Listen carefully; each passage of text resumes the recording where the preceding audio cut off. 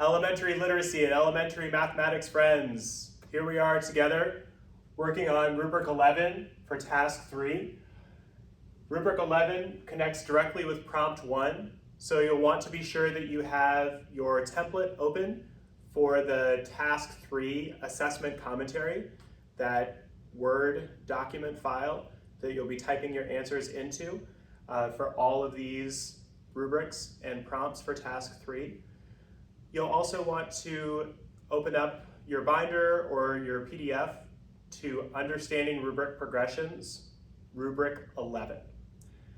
The focus for this rubric, as well as for prompt 1, is analyzing student learning. So you'll be looking at student learning on your Common EdTPA Task 3 assessment for both your whole class as well as for your focal learners. Once again, for either of these handbooks, you'll need to have 3 focal students, and you'll be uploading work samples for the common assessment for those 3 students. You'll want to be sure to redact their name so that they can remain anonymous. At least one of the students needs to have a demonstrated learning need. So they could have an IEP or a 504. They could be a struggling reader. They could be a student that has gaps in academic knowledge. They could be a gifted and talented, or a student who's receiving accelerated services, or an English language learner / emergent bilingual. So here are some key elements to keep in mind when addressing this prompt and this rubric. So the first is to ensure that you have alignment between your learning objectives and your evaluation criteria for your assessment. So you'll need to be able to write down the learning objectives for the assessment and be sure that the evaluation criteria that you have are directly connected to that particular set of learning objectives. And of course, additionally, that the assessment itself actually engages with a learning objective and the evaluation criteria.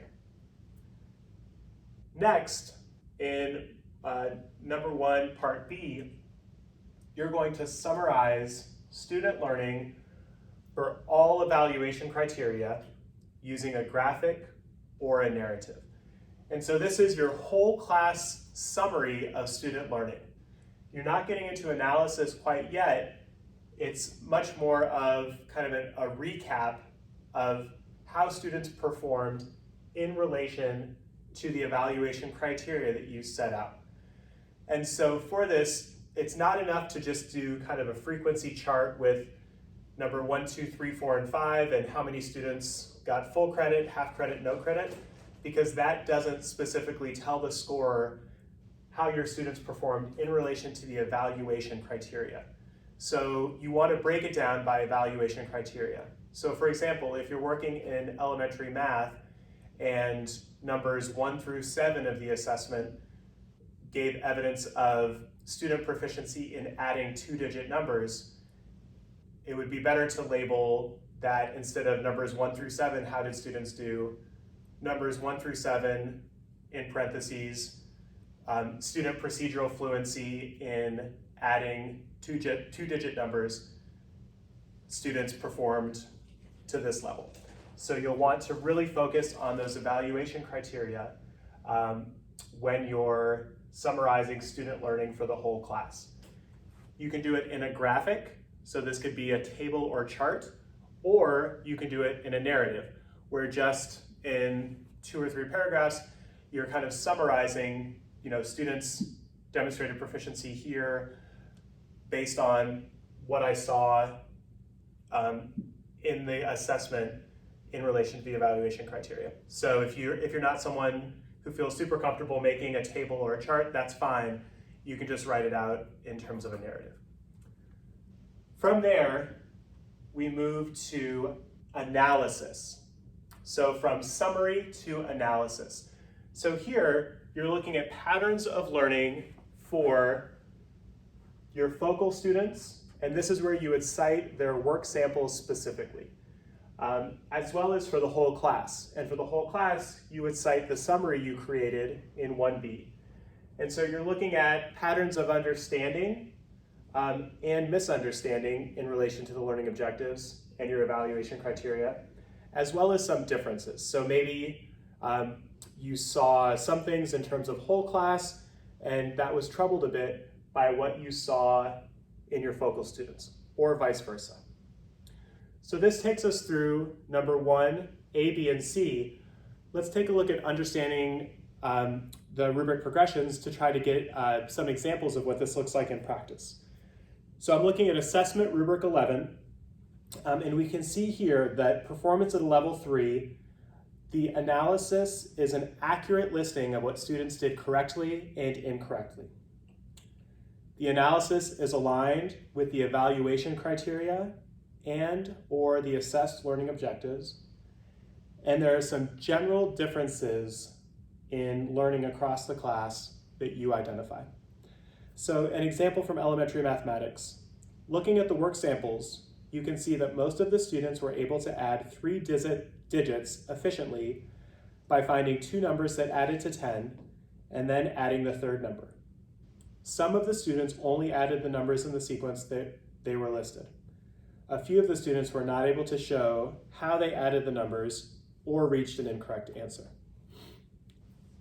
For elementary literacy, the analysis is aligned with the evaluation criteria and or assessed learning objectives. Most of the students were able to use strong descriptive words as shown in the summary. They were able to identify both negative and positive characteristics of the character. 5 students failed to accurately use descriptive words to describe their characters, which is important in giving the reader a full picture of what the character is like. 2 students used only 1 or 2 words to describe their character. These 2 students did not receive a high grade because the lack of description greatly impacted the letter's quality. 2 students also forgot to provide the physical description.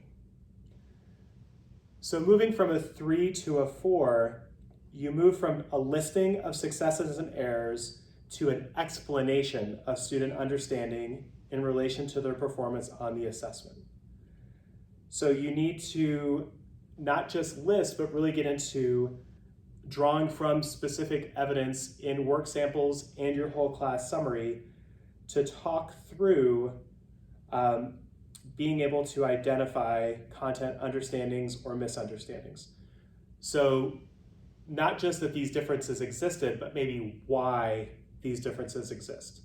And so there's a really helpful example for this in the understanding rubric progressions for elementary literacy, and you can find that on page 35 of that particular document. And for elementary mathematics, similarly, if you look at page 33 and 34 of understanding rubric progressions, you'll see some very helpful examples of responses in prompt 1 that could move you from a 3 to a 4 or a 5 in rubric 11. Keep typing away. Catch you in a moment for prompt 2 and rubric 12.